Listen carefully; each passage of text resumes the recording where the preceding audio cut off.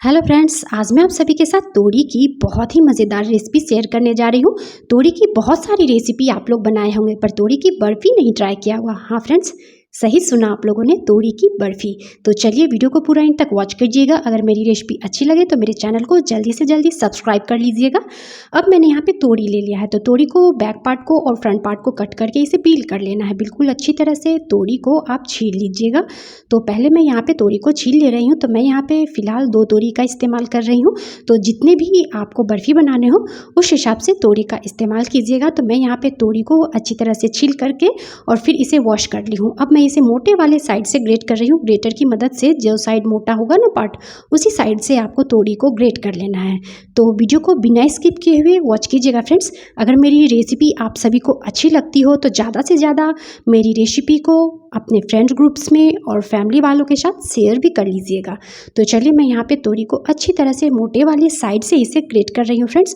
तो आपके मन में बहुत सारे सवाल उठ रहे होंगे फ्रेंड्स कि तोरी की बर्फ़ी कैसे बनेगी। तो फ्रेंड्स वीडियो को देखिएगा तभी पता चल पाएगा।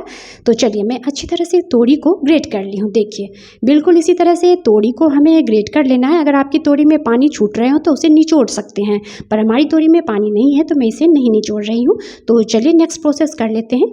एक बाउल ले लीजिएगा, कोई भी एक बाउल ले लीजिएगा, उसमें हमें तोरी को डाल लेना है। अब मैं यहाँ पे बेसन का इस्तेमाल कर रही हूँ। तो मैं यहाँ पे 2 से 3 चम्मच बेसन का इस्तेमाल कर रही हूँ।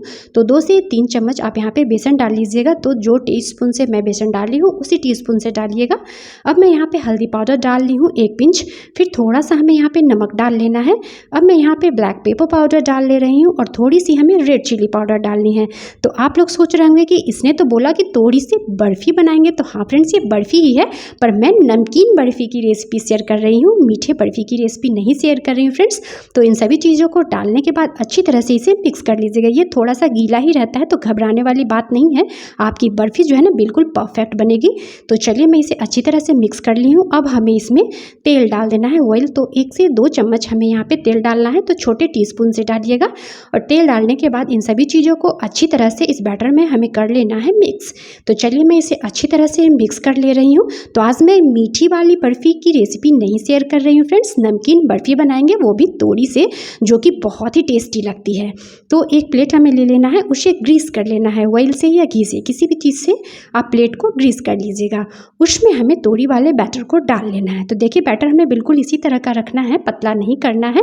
अगर ये पतला हो जाता है तो 1 से 2 चम्मच आप यहाँ पे बेसन थोड़ा सा और ऐड कर सकते हैं, पर इसकी कंसिस्टेंसी थोड़ी पतली ही रहती है, गाढ़ी में मीडियम टाइप की, उतनी ही हमें रखनी है। तो ज़्यादा बेसन का भी इस्तेमाल नहीं कीजिएगा, नहीं तो बेसन का ज़्यादा टेस्ट आएगा। और इस रेसिपी को जब बनाइएगा तो ये खाने के बाद बिल्कुल पता नहीं चलेगा कि ये आपने तोरी से बनाई है। तो चलिए मैंने पहले ही गैस पे पानी रख दिया था गर्म होने के लिए। पानी जब अच्छी तरह से गर्म हो जाए तो कोई भी यहाँ पे कटोरी या फिर कोई भी इस तरह का स्टैंड रख दीजिएगा। अब इस तरह से प्लेट को हमें डाल देना है। तो चलिए फ्लेम को आप यहाँ पे लो कर लीजिएगा और प्लेट को बड़े ही सावधानी से डालिएगा ताकि आपके हाथ ना जले।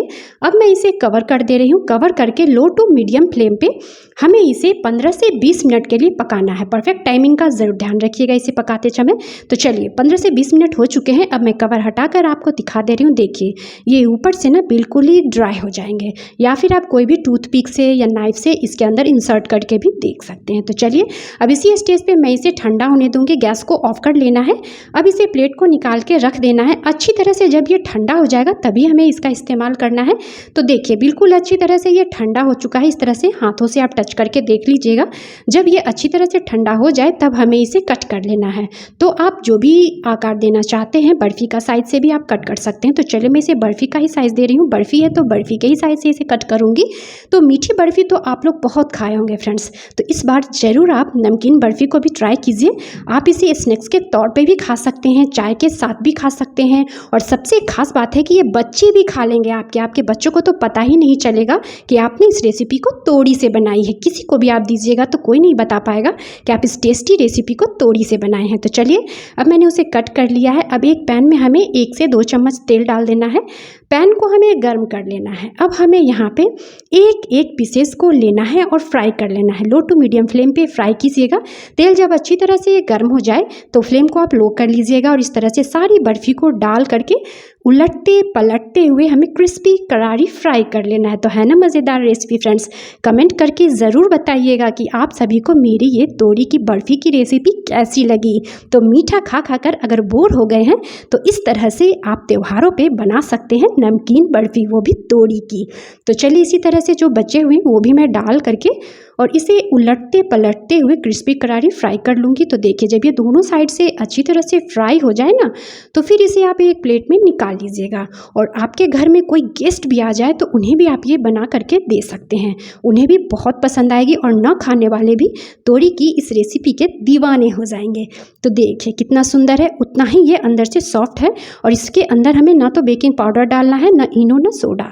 तो चलिए अब हमें इसे एक प्लेट में निकाल लेना है और फटाफट से इसे केचप के साथ, टोमेटो के चटनी के साथ या फिर ग्रीन चटनी के साथ, जिस भी चीज़ के साथ आप इसे सर्व करना चाहते हैं कर सकते हैं। ऊपर से थोड़ा सा स्प्रिंकल कर लीजिएगा चिली फ्लेक्स से और इस तरह से केचप के साथ आप इसे सर्व कर सकते हैं या शाम के चाय के साथ भी इंजॉय कर सकते हैं। तो है ना मज़ेदार रेसिपी फ्रेंड्स। रेसिपी अच्छी लग जाए तो ज़्यादा से ज़्यादा शेयर कीजिएगा, वीडियो को लाइक कीजिएगा और कमेंट भी करके मुझे बताइएगा। चलिए मिलते हैं नेक्स्ट वीडियो में। Bye bye and take care.